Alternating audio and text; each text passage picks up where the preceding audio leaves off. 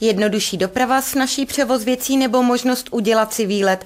To znamenají pro domov pro zdravotně postižené na Karlovarsku a plzeňský dětský domov nová auta, na která přispěla i naše televize.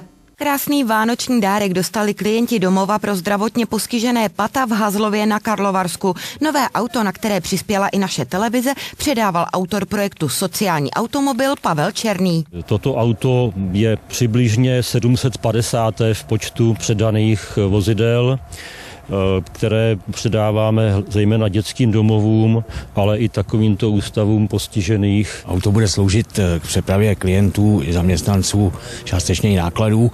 Určitě jsme rádi, že ho máme, protože zařízení je v projektu transformace a už máme částečně služby v Chebu, v Aši, plánujeme další služby v Hazlově, ve Skalné, takže zhruba na 35 kilometrech, takže těch přejezdů je dost. Naše televize pomohla získat nové auto i pro plzeňský dětský domov Domino. Bude nám sloužit k tomu, abychom mohli usnadnit dopravu různých věcí po rodinných skupinách, které se nachází v lokalitě územního obvodu Plzeň 1.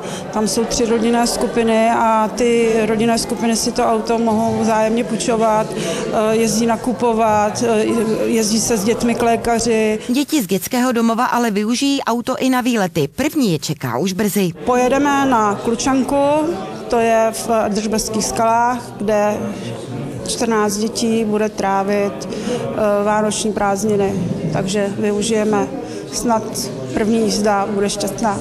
Jedno auto stojí okolo 200 000 korun. Projekt peníze schání u společností a organizací, které si zaplatí reklamu na karosérii. Jana Pfeifferová a Tereza Meixnerová, televize ZAK.